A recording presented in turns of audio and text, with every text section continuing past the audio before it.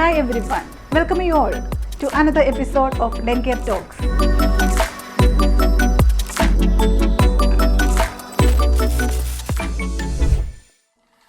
Dencare is honored to present a true pioneer in maxillofacial and facial cosmetic surgery, a visionary whose expertise has redefined orthodontic surgery in India, transforming countless lives with precision and artistry. Here we have the legend, Professor Dr. Verghese Mani.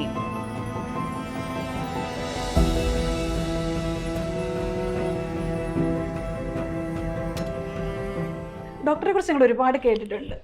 Maxillofacial surgery, ഓർത്തോഗ്നാറ്റിക് surgery എന്ന് കേൾക്കുമ്പോൾ തന്നെ മലയാളികളുടെ എല്ലാം മൊത്തം ഇന്ത്യക്കാരുടെ തന്നെ മനസ്സിൽ വരുന്നൊരു പേരാണ് ഡോക്ടർ വർഗീസ് മാണി.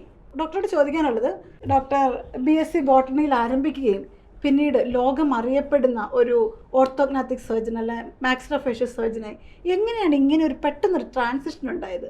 അതിന് എന്തെങ്കിലും ഒരു ട്രാൻസിഷൻ എന്നതിനെക്കുറിച്ച് പരിപൂർണമായിട്ട് പറയാൻ പറ്റുമോ എന്ന് എനിക്കറിയില്ല.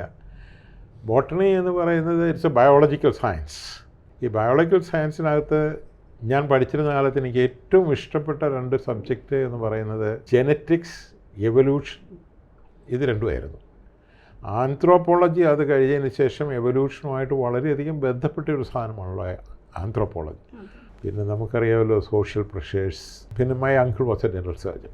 അപ്പോൾ പുള്ളിയുടെ ഇൻഫ്ലുവൻസ് എന്ന് പറയാൻ പറ്റത്തില്ല, indirect influence. He did not tell me to go for dentistry or anything, but I knew what he was and how he was respected in the society, all those things. So I thought that there is nothing wrong going for BDS. And of course I did not get admission for MBBS. That is one of the reasons why I opted for BDS. BDSന് പോയി.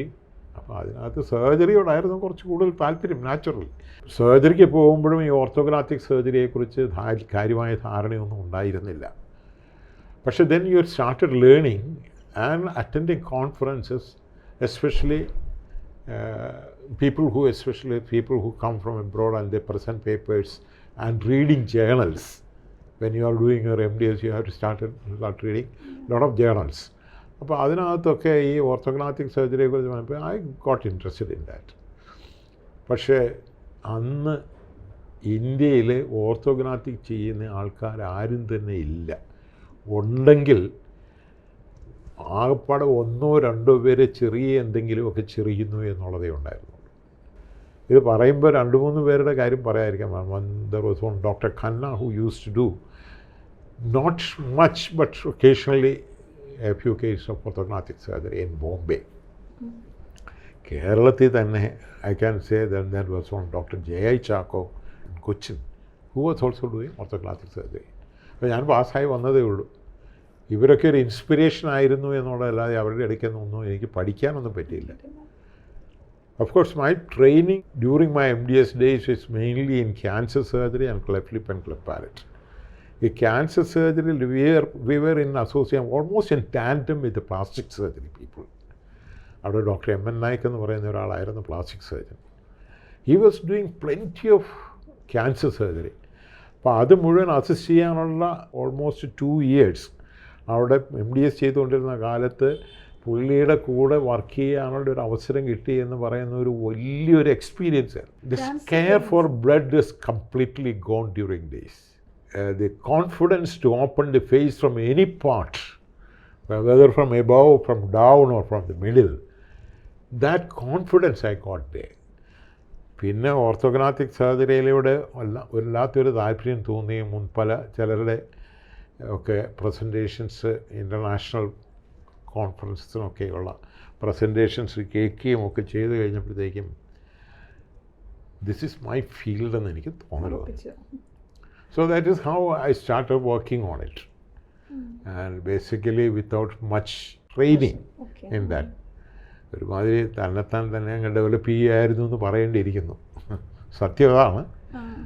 പലപ്പോഴും ആദ്യമേ more than that maxillofacial സർജൻസിൻ്റെ സഹായങ്ങൾ കിട്ടി എന്ന് പറയുന്നതിനേക്കാൾ കൂടുതലായിട്ട് colleagues, അതായത് surgery colleagues, ENT colleagues, അങ്ങനെയുള്ളവരുടെ ഒരു മോറൽ സപ്പോർട്ട് ഐ ഗോട്ട്. അങ്ങനെയാണ് ഓർത്തോഗ്നാറ്റിക് സർജറിയിലേക്ക് വന്നു പെട്ടത്. I started my skills here in Thrissur medical college.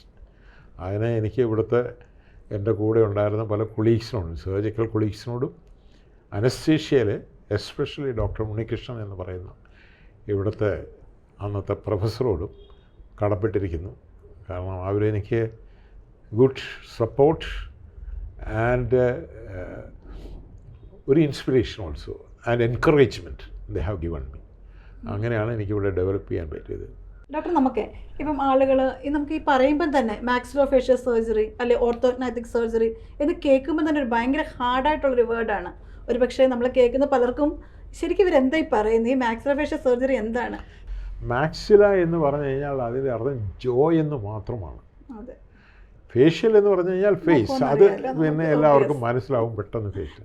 അപ്പോൾ മാക്സിലോഫേഷ്യൽ സർജറി എന്ന് പറഞ്ഞു കഴിഞ്ഞാൽ ഓറൽ ആൻഡ് മാക്സിലോഫേഷ്യൽ സർജറി എന്നാണ്. ഓറൽ എന്ന് പറഞ്ഞാൽ മൗത്ത്, മാക്സില എന്ന് പറഞ്ഞാൽ ജോ, ഫേഷ്യൽ എന്ന് പറഞ്ഞാൽ face. So it is mouth, jaws and face. Surgery of the mouth, jaws and face എന്നാണ്. ഇനി ഓർത്തോഗ്നാറ്റിക് സർജറി എന്ന് പറഞ്ഞു കഴിഞ്ഞാൽ, do you know what is the meaning of orthopaedics? എല്ലാവരോടും ചോദിച്ചു കഴിഞ്ഞാൽ ഓർത്തോ എന്ന് പറഞ്ഞു കഴിഞ്ഞാൽ അവർ ഉടനെ പറയും ബോണെന്ന് പറയും. No, that is not the meaning of ortho. Ortho means straight. Orthodontia means straightening the tooth. Orthognathic surgery, gnathia എന്ന് പറഞ്ഞാൽ ജോ. ഓർത്തോഗ്നാറ്റിക് സർജറി എന്ന് പറഞ്ഞാൽ surgical straightening of the jaw എന്നാണ് അർത്ഥം. അപ്പോൾ ഇത് പബ്ലിക്കിനും കൂടി കിട്ടുന്നതുകൊണ്ടാണ് ഞാൻ ഈ ഓർത്തോഗ്നാറ്റിക് സർജറി എന്ന് പറഞ്ഞാൽ അതിൻ്റെ അർത്ഥം എന്താണ്. That means surgical straightening of the jaw. അതാണ് ഓർത്തോഗ്നാറ്റിക് സർജറി. അതായത് നമ്മൾ പണ്ടൊക്കെ നമ്മൾ ഒരു ഡെന്റിസ്റ്റിനെ കാണാൻ പോകുന്നത് പല്ലിന് എന്തെങ്കിലും കേടുപാട് സംഭവിച്ചാൽ മാത്രമേ പോകത്തുള്ളൂ, അല്ലെ? പല്ല് പറിക്കാനുണ്ടെങ്കിൽ അങ്ങനെയുള്ള സന്ദർഭങ്ങളിലാണ് പോകുന്നത്, അല്ലെ പല്ല് വേദന വരുന്നു. പക്ഷേ ഇങ്ങനെ, അതായത് ഈ മാക്സിലോഫേഷ്യൽ അല്ലെ നമ്മളുടെ മുഖത്തിന് ഷേപ്പ് തന്നെ മാറ്റാൻ പറ്റുക, അല്ലെങ്കിൽ മുഖത്തിന് എന്തെങ്കിലും വൈകല്യം ഉണ്ടെങ്കിൽ അത് കറക്റ്റ് ചെയ്യുക. ശരിക്കും അത് തന്നെയല്ലേ സാർ ഉദ്ദേശിച്ചത് ഈ ഓർത്തോഗ്നാറ്റിക് സർജറി എന്ന് പറയുമ്പോഴേക്കും? എനിക്കൊരു ഓർമ്മ വരികയാണ്, എൻ്റെ ഒരു കസിന്, പുള്ളിക്കാരുടെ മീൻസ് താടി വളരെ ചെറിയ താടിയായിരുന്നു. പിന്നെ അതിനുശേഷം താടി വളരുന്നതായിട്ട് തോന്നി. താടി വളരുന്നുണ്ടായിരുന്നു ആക്ച്വലി. അപ്പോൾ ഞങ്ങൾ ഡോക്ടറിനെ കാണിച്ചു. അപ്പോൾ ഡോക്ടറിനെ നമുക്കറിയില്ലല്ലോ, അതായത് ഞങ്ങൾക്കറിയില്ല ഡെൻറ്റിസ്റ്റിനെയാണ് കാണിക്കേണ്ടതെന്നുമല്ല, മാക്സിലോഫേഷ്യൽ സർജൻ അതിനുവേണ്ടി സ്പെഷ്യലായിട്ടുണ്ട്, അദ്ദേഹത്തിനെ കാണിക്കണമെന്ന് അറിയില്ല. നമ്മൾ നോർമലായിട്ട് കൊണ്ട് കാണിച്ചത് ജനറൽ മെഡിസിനെ കൊണ്ട് കാണിച്ചു. അപ്പോൾ അവരാണ് സജസ്റ്റ് ചെയ്തത് ഇന്നതുപോലെ മാക്സിലോഫേഷ്യൽ സർജനെ കാണിക്കണമെന്ന് പറഞ്ഞു. അതിനുശേഷം അവിടെ പോയി കാണിച്ചു. അതിനുശേഷം അവർ ഇപ്പോൾ പറ്റത്തില്ല, 18 വയസ്സിന് ശേഷമേ ചെയ്യാൻ പറ്റുകയുള്ളൂ എന്ന് പറഞ്ഞു. അതിനുശേഷം വീണ്ടും ഓർത്തോ ട്രീറ്റ്മെൻറ്റ് 18 വയസ്സായി, means as soon as she completed +2 നമുക്ക് 18 വയസ്സായതിനു ശേഷം ഓർത്തോ ട്രീറ്റ്മെൻറ്റ് ചെയ്തു. ഓർത്തോ ട്രീറ്റ്മെൻറ്റ് ഏതാണ്ട് 1.5 ഇയേഴ്സോളം എടുത്തു. അതിനുശേഷം വീണ്ടും ഈ സാർ പറഞ്ഞ ഈ ഓർത്തോഗ്നാറ്റിക് സർജറി ചെയ്തു. അങ്ങനെയാണ് ശരിക്കും പറഞ്ഞാൽ എനിക്ക് ഈ ഓർത്തോഗ്നാറ്റിക് സർജറി എന്താണ് എന്നറിയാനൊരു ഇൻട്രസ്റ്റ് ഞങ്ങൾക്ക് തോന്നിയത് തന്നെ. അപ്പം അത് ഓർത്തോഗ്നാറ്റിക് സർജറി ചെയ്യണമെങ്കിൽ അവർക്ക് വളരെയധികം കഴിവുകളുണ്ടാവണമല്ലോ സർ. മീൻസ് ഓർത്തോഡോണ്ടിക്കായിട്ട് നന്നായി അറിഞ്ഞിരിക്കണം, മെഡിസിനെ കുറിച്ച് അറിഞ്ഞിരിക്കണം, അതുപോലെ ഈവൻ ആ എസ്തറ്റിക്സിനെ കുറിച്ചും നല്ലൊരു അവബോധം ഉണ്ടായിരിക്കണം. എങ്ങനെ സാർ ഇത് ആർജിച്ചെടുത്തു?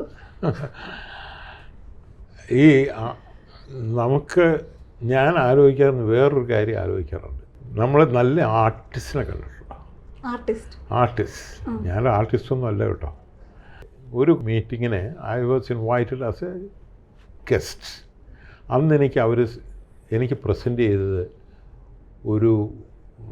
എൻ്റെ ഒരു പോർട്രേറ്റ്, ഡ്രോൺ പോർട്രേറ്റാണ്, വരച്ച പോർട്രേറ്റ്. അതൊരു മാക്സിലോഫേഷ്യൽ സർജൻ പെയിനാണ്. എൻ്റെ ഒരു ഫോട്ടോഗ്രാഫ് മാത്രം കണ്ടിട്ട് അരമണിക്കൂറോ 3/4 മണിക്കൂർ കൊണ്ടോ എൻ്റെ ഒരു നല്ലൊരു പടം പെയിൻറ്റ് ചെയ്ത്, ആ പെയിൻറ്റിങ് ആണ് എനിക്ക് അവരന്ന് പ്രസൻറ്റ് ചെയ്തത്. ഞാൻ സത്യം പറഞ്ഞാൽ വണ്ടർ അടിക്കാറുണ്ട്. നല്ല പെയിൻറ്റേഴ്സിനെ ഇവിടെ ഇരുത്തിക്കൊണ്ട്, സജിനിയുടെ ഒരു പടം പെട്ടെന്ന് സ്ക്രാച്ച് ചെയ്ത് വരയ്ക്കാൻ കഴിയുന്ന ആൾക്കാർ.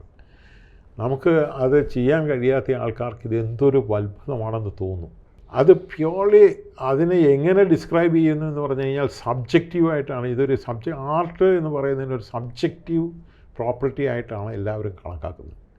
പക്ഷേ we maxillofacial surgeons and the scientist for that matter, അവർക്ക് സബ്ജക്റ്റീവ് എന്ന് പറയുന്നതിനോട് വലിയ വിശ്വാസമൊന്നുമില്ല. They want to find out the objective basis behind this subjective matter. അങ്ങനെയാണ് നമുക്ക് സെഫലോമെട്രിക് അനാലിസിസ് ഡെവലപ്പ് ചെയ്യാൻ പറ്റിയത്. അതായത് ഓരോന്നിൻ്റെയും അളവെടുത്തിട്ട് എത്രയായിരിക്കണം proportions, more than the measurements, it is basically the proportions that matter. അത് മൂക്കിൻ്റെ നീളം with relation to the rest of the face. അതുകൊണ്ട് the angulation between the nose and the lip and the proportion between the upper lip, lower lip, chin etcetera. ഇങ്ങനെ ആ proportions എല്ലാം കൂടി നോക്കിക്കഴിയുമ്പോഴാണ്, ആ proportions നോർമലായിട്ട് വരുമ്പോഴാണ് നമ്മുടെ ഫേസ് ഭംഗിയാകുന്നത്. Symmetry is suppose to be the most important thing. അപ്പോൾ ഈ കാര്യങ്ങളെല്ലാം ഓരോ എന്തിന് നമ്മളെ cephalometric analysis or beauty analysis എന്ന് തന്നെ ഞാൻ പറയാം, or a better term is aesthetic analysis of the face if you do. കാരണം നമ്മൾ കണ്ണ് തമ്മിലുള്ള അകലം, നമ്മുടെ മൂക്കും കണ്ണും തമ്മിലുള്ള റിലേഷൻഷിപ്പ്, ഇതിനെല്ലാത്തിനും ചില പാരാമീറ്റേഴ്സ് ഉണ്ട്. ഈ പാരാമീറ്റേഴ്സാണ് objective analysis of the beauty. ആ ഒബ്ജക്റ്റീവ് അനാലിസിസ് ചെയ്തിട്ടാണ് നമ്മൾ ബ്യൂട്ടി തീരുമാനിക്കുന്നത്. ഇനി ഒരു കാര്യം ഞാൻ എന്നോട് ചോദിച്ചു ബയോളജിയും ഇതുമായിട്ട് എങ്ങനെയാണ് ബന്ധപ്പെട്ടിരിക്കുന്നതെന്ന്. അത് പറഞ്ഞു വന്നപ്പോൾ മുഴുവൻ പറഞ്ഞില്ല. ഞാൻ പറഞ്ഞല്ലോ, I am interested in evolution and anthropology. I am a person who very strongly believe that there is a tendency in evolution to become more and more beautiful. അതായത് നമ്മൾ ഹ്യൂമൻ ബീയിങ്സ് എവോൾവ് ചെയ്ത് വന്നതാണ്. മനസ്സിലായി? ആ 3.5 million ഇയേഴ്സിന് മുമ്പാണ് first human ഉണ്ടായത്. നമ്മുടെ ancestor എന്ന് പറയുന്ന ലൂസി ഓർ ആസ്ട്രാലോപിത്തക്കസ് അഫാറൻസിസ് എന്ന സയൻറ്റിഫിക് നെയിമുള്ള Lucy, supposed to be our biological grandmother, biological Eve എന്ന് വേണമെങ്കിൽ പറയാവുന്ന 3.5 മില്യൺ ഇയേഴ്സ് മുമ്പാണ് ഉണ്ടായത്. ഫാറൻസിസ്, ആഫ്രിക്കാനസ്, ബോസിയായി, ഹാബിലിസ് എന്നൊക്കെ പറഞ്ഞ് വന്ന് നമ്മളിപ്പോൾ ഹോമോ സാപ്പിയൻസിലെത്തിയിരിക്കുകയാണ്. അപ്പോൾ ഇവരുടെ ഇത് നോക്കിക്കഴിയുമ്പോഴത്തേക്കും there are few important things that has happened. Our face, നമ്മളെ ചിമ്പാൻസിയുടെ ഫേസ് നോക്കുകയാണെങ്കിൽ it is long face and very small heads. Brain size 450 cc ഉള്ളൂ അവരുടെ. ഈ മുഖം ചെറുതായി, ബ്രെയിൻ വലുതായി. നമ്മൾ head does become almost rotund and the brain size is increased. Brain size എത്ര എത്തിയെന്നറിയാമോ? നമുക്ക് 1400, 450 to 500 ആയി കഴിഞ്ഞു. നമ്മുടെ ഫസ്റ്റ് ആൻസസ്ട്രി ബയോളജിക്കൽ ഈവിന് 450 cc ഉണ്ടായിരുന്നു. അപ്പോൾ എത്ര ഇരട്ടി കൂടി? ഒരു 3 to 4 times ഇൻക്രീസ് ചെയ്തു. മുഖത്തിൻ്റെ സൈസോ ഭയങ്കരമായിട്ട് റെഡ്യൂസ് ചെയ്തു. So that is why I said that ortho, that is straight, our faces become straight instead of prognathic, മുഖത്തേക്ക് താഴെ. അപ്പോൾ നമ്മളിപ്പോൾ ഒരാളെ കാണുമ്പോൾ അവരുടെ ഫേസ് കുറച്ച് തള്ളി നിൽക്കുന്നു എന്നുള്ളതുണ്ടെങ്കിൽ അത് സ്ട്രെയിറ്റ് ആക്കുക എന്നുള്ളതാണ് ബേസിക്കലി ഇത്. ഓർത്തോ എന്ന് പറയുന്നത് സ്ട്രെയിറ്റ് എന്ന് മാത്രമല്ല കറക്റ്റ് എന്നും കൂടി ഒരു അർത്ഥമുണ്ട്. അപ്പോൾ ഓർത്തോ എന്ന് പറഞ്ഞാൽ correcting the face, correcting the deformity. Symmetry also I told you. ആ സിമെട്രി ഇല്ലെന്നുണ്ടെങ്കിൽ അത് കറക്റ്റ് ചെയ്യുക. ഇതൊക്കെയാണ് നമ്മൾ നോക്കുന്നത്. അപ്പോൾ നമ്മളെ ആ എവല്യൂഷണറി പ്രോസസ്സിൽ ഇത് ചെറുതായി വന്നു. എനിക്ക് ആന്ത്രോപോളജിയിൽ ഇഷ്ടം വന്നത് ഞാനൊരു ഈസ്തെറ്റിക് സർജനും കൂടി ആയതുകൊണ്ട് എനിക്ക് ആന്ത്രോപോളജിയിൽ ഇഷ്ടമായി. അതുകൊണ്ട് ഞാൻ എവിടെ പോകുമ്പോഴും ആ രാജ്യത്തെ നാച്ചുറൽ ഹിസ്റ്ററി മ്യൂസിയംസ് കാണാൻ നിർബന്ധമായിട്ടും പോകും. I been to Ethiopia. അവിടെ ഏറ്റവും ആദ്യം പോയി ഞാൻ കണ്ടത് എത്യോപ്യയിലെ മ്യൂസിയമാണ്. Mainly because I wanted to see Lucy. Australopithecus afarensis കാണണം എന്നുള്ള ആഗ്രഹത്തിലാണ് പോയത്. Her fossil was been detected from there. Afar valley എന്ന് പറയുന്ന ഒരു ഏരിയ ആയിരുന്നു എത്യോപ്യയിൽ. അവിടെ നിന്നാണ് കണ്ടെടുത്തത്. Her skull is being kept there. So I wanted to see her skull. അല്ല, അതുപോലെ തന്നെ ആ ഭാഗത്തുനിന്ന് വേറെ കുറേ ആഫ്രിക്കയിൽ നിന്നാണ് മിക്കവാറും നമ്മൾ എയർലിയർ ആൻസസ്റ്റേഴ്സിൻ്റെ ഒക്കെ കണ്ടെടുത്തിട്ടുള്ളത്. അപ്പോൾ അതൊക്കെ ഒത്തിരി എണ്ണം അവിടെയുണ്ട്. അപ്പോൾ അതിൻ്റെ എല്ലാം പടം എടുക്കുക, കാണുക എന്നുള്ളത്. 30ഓളം രാജ്യങ്ങൾ ഡോക്ടർ ഇതിനിടയിൽ തന്നെ വിസിറ്റ് ചെയ്തിട്ടുണ്ടല്ലേ? അപ്പോൾ ഈ ചരിത്രത്തിലൂടെയുള്ള അതുപോലെ തന്നെ UK പോയപ്പോഴും US പോയപ്പോഴും കെനിയയിൽ പോയപ്പോഴും ഒക്കെ ഈ അവരുടെ നാച്ചുറൽ ഹിസ്റ്ററി മ്യൂസിയം നിർബന്ധമായിട്ടും പോയി കാണുകയും, എസ്പെഷ്യലി അതിനകത്ത് ഒത്തിരി കാര്യങ്ങളുണ്ട്. ഏറ്റവും എനിക്ക് ഇൻട്രസ്റ്റ് ആയിട്ടുള്ള ബയോളജിക്കൽ എവല്യൂഷൻ. US ന്യൂയോർക്കിൽ നാച്ചുറൽ ഹിസ്റ്ററി മ്യൂസിയത്തിൽ ചെന്ന് കഴിഞ്ഞാൽ നമ്മളെ വെൽക്കം ചെയ്യുന്ന വലിയൊരു ഡിനോസാറിൻ്റെ വലിയൊരു പ്രതിമയാണ്. എനിക്കും അതിനോട് നാച്ചുറൽ ഇഷ്ടം. അത് ഇത് നോക്കിക്കഴിഞ്ഞപ്പോഴത്തേക്കും ഐ ഫൗണ്ട് ദറ്റ് ഇതുവരെ ആരും ചെയ്യാത്തൊരു കാര്യം എന്താണ്, the beauty of the human face ഇതുവരെ ആരും സ്റ്റഡി ചെയ്തിട്ടില്ല. ഒരു പേപ്പറിന് ആദ്യം ബുക്കിലും ആക്കി. ഇതിനകത്ത് ഫസ്റ്റ് ചാപ്റ്റർ അതാണ്, ദിസ് ഈസ് ഫേഷ്യൽ ഡിഫോമിറ്റി. അപ്പോൾ ഇനി കുറച്ച് വർഷങ്ങൾ കൂടെ ആയിക്കഴിഞ്ഞാൽ ഒക്കെ മാറില്ലേ മനുഷ്യർ, നമ്മുടെയൊക്കെ രൂപങ്ങൾ മാറാം. ഏതാണ്ട് ഇതുപോലെ ആകും ഒരു മില്യൺ വർഷം കൂടി കഴിഞ്ഞാൽ. With a bigger, comparatively larger face, smaller jaw, oval face. രണ്ട് പേരും കൂടി കൊടുത്തിട്ടുണ്ട്. നമ്മൾ ഹോമോസാപ്പിയൻസ് ഇവിടെയാണ്. അപ്പോൾ നമ്മുടെ ബ്യൂട്ടി പ്രൊപ്പോർഷൻ എന്ന് പറയുന്ന 1:1.618 ആണ്. ഞങ്ങളുടെ കയ്യിലുണ്ട് ഡോക്ടർ ഈ പറഞ്ഞപ്പോഴത്തേക്ക് നമ്മുടെ മാഗസിൻ്റെ ഇതല്ലേ ഡോക്ടർ ഈ പറഞ്ഞ കറക്റ്റ് റേഷ്യോ, ഗോൾഡൻ റേഷ്യോ 1.618. ആ ഗോൾഡൻ പ്രൊപ്പോർഷൻ ഇതിനകത്ത് വരുന്നുണ്ട്. See this. ഇതാണ് സെഫലോമെട്രിക് അനാലിസിസ്. ഞാൻ തന്നെ ചെറുതായിട്ടൊരു മാറ്റം വരുത്തി സെഫലോമെട്രിക് അനാലിസിസ് ആണ്. ഈ സെഫലോമെട്രിക് അനാലിസിസ് ഐ ഹാവ് ഈ proportion between the cranium and the face എടുത്തു. ഇവിടെ ഇത് ഹ്യൂമൻ ഫേസ്, ഹോമോസാപ്പിയൻസ് ആണ്. ഇത് നമ്മുടെ ഏർലിയസ്റ്റ് ആൻസസ്റ്ററാണ്. അപ്പോൾ ഇതിൻ്റെ ആ പ്രൊപ്പോർഷൻസ് ദിസ് ഇസ് മോർ. ഇതിൻ്റെ ഒരു ചാർട്ട് ഞാനിവിടെ കൊടുത്തിട്ടുണ്ട്. അത് ഈ പ്രൊപ്പോർഷൻ 0.57, ഇത് 0.63 1.21, ഇവിടെ 0.26 0.57 എന്ന് പറഞ്ഞാൽ 618 ഉണ്ട്. 0.6 രണ്ട് പ്രൊപ്പോർഷൻ ഉണ്ട്. നേരെ തിരിച്ച് മെഷർ ചെയ്യുകയാണെന്നുണ്ടെങ്കിൽ 618 വരും. 1.618 അല്ലേ, മറ്റത് 1:618 ആണ് വേറെ പ്രൊപ്പോർഷൻ വരിക. അതിൻ്റെ നേരെ ഓപ്പോസിറ്റ് ഇട്ട് കഴിഞ്ഞാൽ വരുന്ന പ്രൊപ്പോർഷൻ. അപ്പോൾ ആ പ്രൊപ്പോർഷനിലേക്ക് എത്തണമെന്നുണ്ടെങ്കിൽ ഇവിടെയാണ് ഹോമോസാപ്പിയൻ. ഇവിടെ വന്നു കഴിഞ്ഞാൽ 1 മില്യൺ ഇയേഴ്സ് കഴിഞ്ഞാൽ ഇവിടെ വരുമ്പോഴേ 1.618 എത്തുള്ളൂ. അത് ഇവിടം വരെ നമ്മൾ എത്തിയിട്ടുള്ളൂ. അതായത് 1.51 വരെ എത്തിയിട്ടുള്ളൂ. അപ്പോൾ to become really beautiful we will take another 1 million years if the evolution goes on in the way right now it goes without any hindrance from our genetic engineering. ഇപ്പം നമ്മുടെ എവല്യൂഷൻ നമ്മൾ തന്നെ ഡിസൈഡ് ചെയ്യുന്ന സമയമായി. Genetic engineering has come in. CRISPR cas nine എന്നൊക്കെ കേട്ടിട്ടുണ്ടാവും. That is a genetic engineering tool. അത് വെച്ച് നമുക്കിപ്പോൾ ഡിസൈനർ ബേബീസിനെ ഉണ്ടാക്കാവുന്ന കാലമായി. മനസ്സിലായില്ലേ? അപ്പോൾ നമ്മുടെ ഫേസിൻ്റെ ഷേപ്പും നമ്മുടെ ആരോഗ്യവും അത്ലറ്റിക്സും നമ്മുടെ ഇൻ്റലിജൻസും ഒക്കെ ജീൻസിനെ എഡിറ്റ് ചെയ്ത് കൂട്ടാവുന്ന ഒരു കാലമായി കഴിഞ്ഞു. അപ്പം അങ്ങനെ വന്നു കഴിഞ്ഞാൽ നമുക്ക് നമ്മുടെ ഇഷ്ടം പോലെ ഫേസിനെ മാറ്റിയെടുക്കാൻ പറ്റും. അപ്പം അവിടെ നിൽക്കില്ല കേട്ടോ. ആർട്ടിഫിഷ്യൽ ഇൻ്റലിജൻസ് ആക്കാം. Artificial intelligence if it is going to surpass humans we may not be there, we will become സൈബോർഗ്സ്.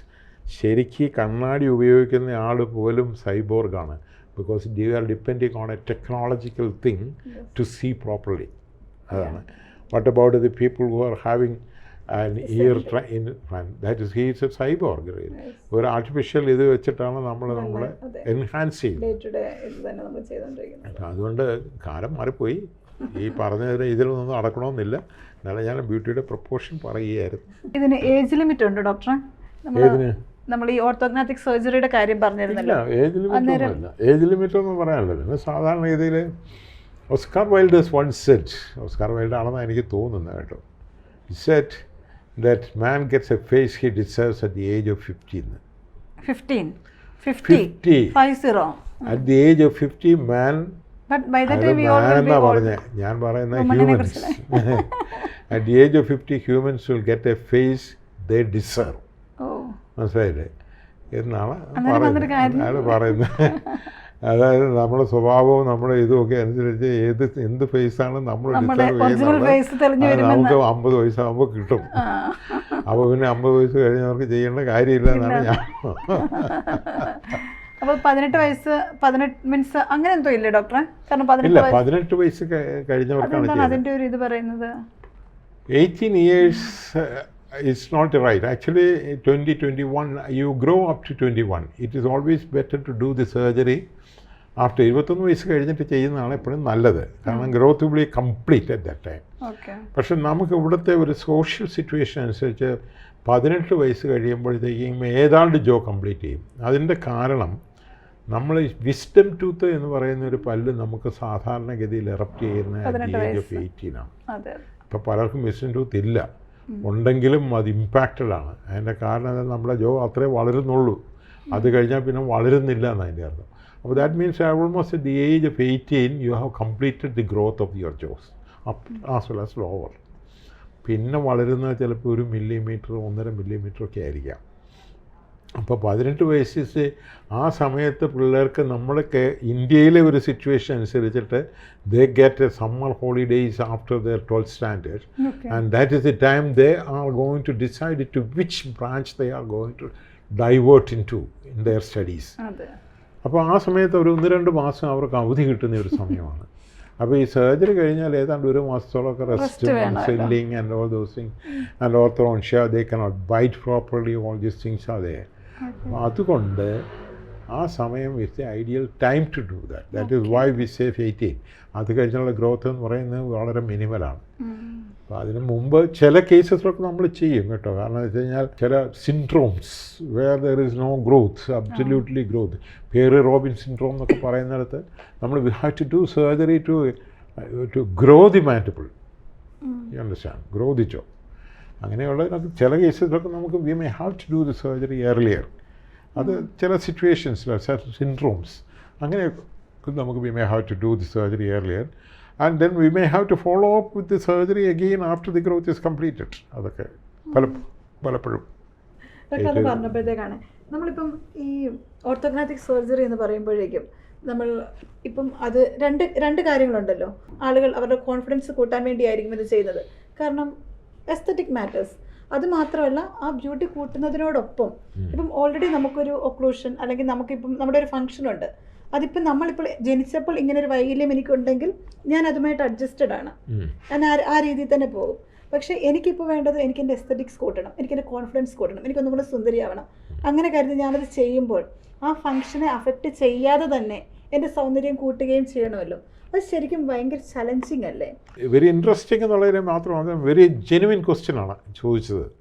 Understand, നമ്മൾ ജോയുടെ പൊസിഷൻ മാറ്റുമ്പോൾ നമ്മുടെ പല്ലുകളുടെ പൊസിഷനും ഓട്ടോമാറ്റിക്കായിട്ട് മാറും. അപ്പോൾ നമുക്ക് സർജറി ചെയ്ത് കഴിഞ്ഞാൽ ഇമ്മീഡിയറ്റ് ആയിട്ട് you will not have a proper occlusion, അതായത് കടി കറക്റ്റായിട്ട് കിട്ടില്ല. അവിടെയാണ് നമുക്ക് ഓർത്തഡോൺഷ്യയുടെ ഇമ്പോർട്ടൻസ് വരുന്നത്. That straightening of the tooth. അപ്പോൾ പല്ലിൻ്റെ പൊസിഷൻസ് മാറ്റണം കറക്റ്റായിട്ട്.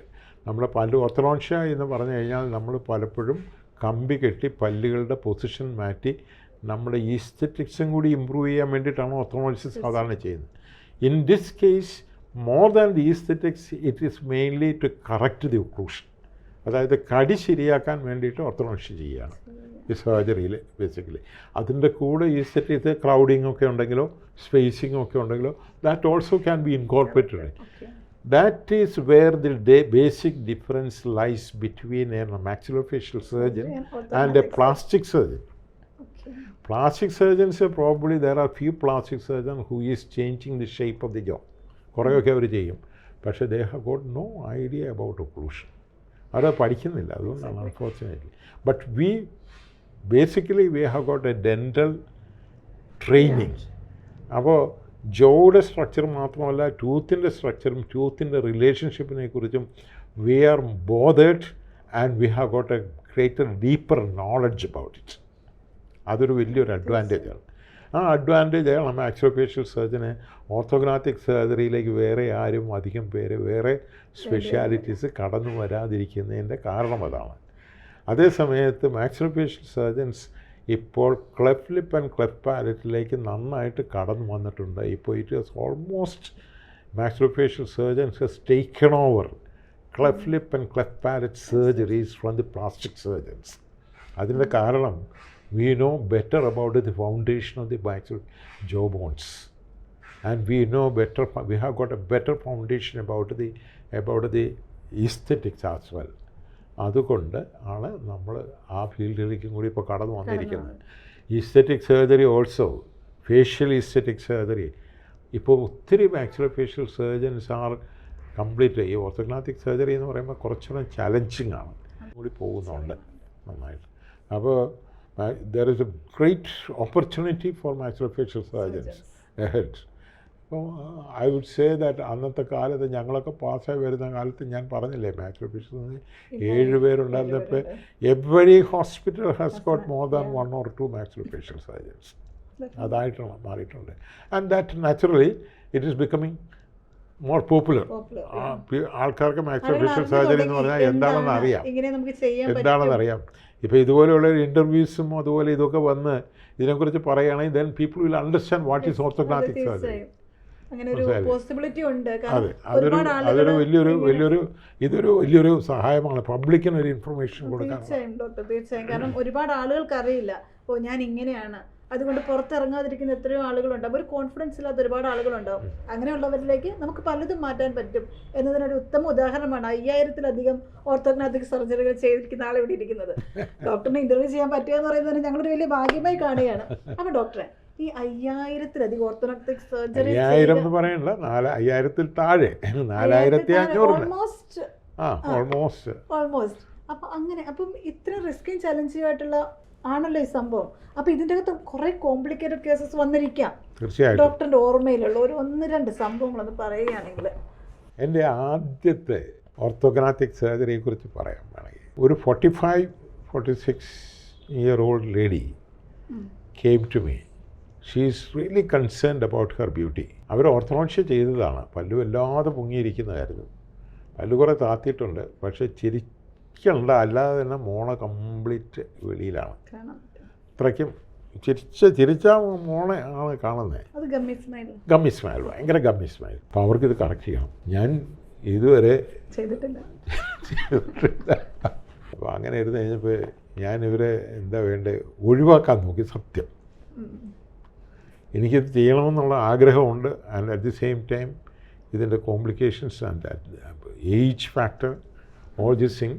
And she is the mother of 18 or 19-year-old son who is doing for degree. Her husband is abroad. അങ്ങനെയൊക്കെ ഒരു റിസ്ക് ഉള്ള സിറ്റുവേഷനാണ്. ഷീ ഈസ് സർജറിക്ക് പോസ്റ്റ് ചെയ്തതിൻ്റെ തലേ ദിവസം her sister is A gynaecologist. She comes. ഇത് പറയുമ്പോൾ അവർ കേൾക്കുകയാണെന്നുണ്ടെങ്കിൽ എനിക്കറിയില്ല, പക്ഷെ പേരൊന്നും പറയാത്തത് കൊണ്ട് കുഴപ്പമില്ല. She came and said that doctor അത് ചെയ്യരുത്. ചോദിച്ചു എന്തുകൊണ്ടാണ്? പക്ഷേ അവർക്ക് ഇച്ചിരി മാനസിക പ്രശ്നമുണ്ട്. കാരണം വെച്ചാൽ സൗന്ദര്യത്തെക്കുറിച്ച് കൂടുതൽ ബോധേഡാണ്. ഇപ്പോൾ മക്കളുമായി ഇത്രയൊക്കെ പ്രായമായി, ഇങ്ങനെ ചെയ്യേണ്ട കാര്യമില്ല, അത് വെറുതെ ആവശ്യമില്ല, ഇത്രയും റിസ്കി സർജറി ചെയ്ത് ഡോക്ടർ എന്തെങ്കിലും കാര്യം പറഞ്ഞ് ഒഴിവാക്കും. ഞാൻ പറഞ്ഞു പേഷ്യൻ്റ് ഇപ്പോൾ വാടി കിടക്കുന്നേ ഉള്ളൂ, നാളെ ഞാൻ സർജറി ചെയ്യുന്നുള്ളൂ, go there, take your home, ഒരു പ്രശ്നമില്ല, നിങ്ങൾ വീട്ടിൽ വിളിച്ചുകൊണ്ട് പോയി. പക്ഷേ ഞാൻ ഒരു നുണ പറഞ്ഞ് പറ്റില്ല എന്ന് കാരണം പറഞ്ഞു വിടുന്ന പ്രശ്നമില്ല. I am going to do it if she is there. അവരെല്ലാം ഒപ്പിട്ട് തന്നിട്ടുണ്ട്, സംഗതിയെല്ലാം ഒപ്പിട്ട് തന്നിട്ട് ഐ ആം ഗോയിങ് ടു. അങ്ങനെ ഞാൻ ചെയ്തു. ആൻഡ് ഐ ടെൽ യു, ഇപ്പോഴും ഞാൻ എൻ്റെ ഏറ്റവും നല്ല റിസൾട്ടായിട്ട് കാണിക്കുന്ന ആ കേസാണ്. കാരണം I will say that, you know, what is beginner's luck, you may call it. വേറൊരു സെൻറ്റൻസ് കൂടെ ഞാൻ പലപ്പോഴും പറയാറുണ്ട് ഇതിൻ്റെ കൂടെ. Beginner's luck is not just luck, it is the result of hard homework. അതാണ് സത്യം. That is also there. ഒരിക്കലും നമുക്കങ്ങനെ ചെയ്യാൻ പറ്റില്ലല്ലോ. അതെ, അത് നന്നായിട്ട് പഠിച്ച് ഓരോ സ്റ്റെപ്പും മനസ്സിൽ 10 പ്രാവശ്യം ചെയ്തിട്ടാണ് നമ്മൾ പോയി ചെയ്യുന്നത്. കുറച്ച് usually complication starts after you completed somewhere around ഒരു 10-100 കേസ് ചെയ്ത് കഴിഞ്ഞിട്ടാണ് നമുക്ക് കോംപ്ലിക്കേഷൻസ് തുടങ്ങുക. That is a part of your becoming a little over confident. അവിടെയാണ് complication. I had enough number of complications, bleedings, അതുപോലെ തന്നെ ഇഞ്ചുറി ടു ദി നൗസ്. അപ്പോൾ especially sensationary loss. Sagittal split ചെയ്യുമ്പോൾ സെൻസറി നെർവ്സ് ഉണ്ട് ഇവിടെ, sensory loss. അതുപോലെ infections, അങ്ങനെ പല കോംപ്ലിക്കേഷൻസ്. ഞാൻ ഓൾമോസ്റ്റ് ഓൾ കോംപ്ലിക്കേഷൻസ് കണ്ടിട്ടുണ്ട്. എൻ്റെ തന്നെ കേസുകൾ, വേറെ ആർക്കും ഒന്നും അല്ല, എൻ്റെ തന്നെ കേസസ് പലതും. Even I had AV malformation for a patient. അത് നമ്മൾ സർജറി ചെയ്ത് കഴിഞ്ഞിട്ട് ഈ ആർട്ടറിയും വെസൽസും ഒക്കെ ആണല്ലോ കട്ട് ചെയ്ത്, ഒരു ആർട്ടറിയും വെയിനും കൂടിച്ചേർന്ന് കഴിഞ്ഞാലാണ് അത് AV malformationമാണ്. അപ്പോൾ അത് അവിടെ അതൊരു വലിയൊരു ട്യൂമറാണ്. ഇറ്റ്സ് എ വെരി, എനിക്ക് ആ പേഷ്യൻറ്റിന് എന്തായിരുന്നു, whether it was an AV malformation induced by my surgery or was it originally there? I don't know. Patient after surgery, patient came with a little bleeding. Tickles from the nose. ഞാൻ അതൊന്നും കുഴപ്പമൊന്നുമില്ല, ഒന്നും കാണാനൊന്നുമില്ലല്ലോ, just പാച്ചൊക്കെ. 2-3 ദിവസം കഴിയുമ്പോൾ വീണ്ടും വന്നു. അപ്പോൾ എനിക്ക് ആദ്യമേ പേഷ്യൻ്റ് തന്നെ കുത്തി വേദന ഉണ്ടാക്കുകയാണോ എന്നുള്ള ഒരു സംശയമായിരുന്നു.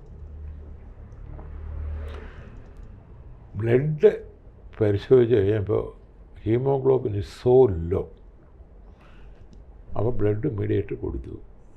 Then an angiogram has been done and then we found she has got 2 sides of AV malformation. I pray to God that ആ AV malformation നേരത്തെ ഉണ്ടായിരുന്നതാണെന്നാണ് ആ പേഷ്യൻ്റ് എൻ്റെ സർജറിയുടെ സമയത്ത് ടേബിളിൽ കിടന്ന് മരിച്ചു പോകാതിരുന്നത് എൻ്റെ ഒരു ഭാഗ്യം, ആ പേഷ്യൻ്റെ ഭാഗ്യം എന്ന് പറയാനുള്ളൂ. I would say that I was very lucky that way.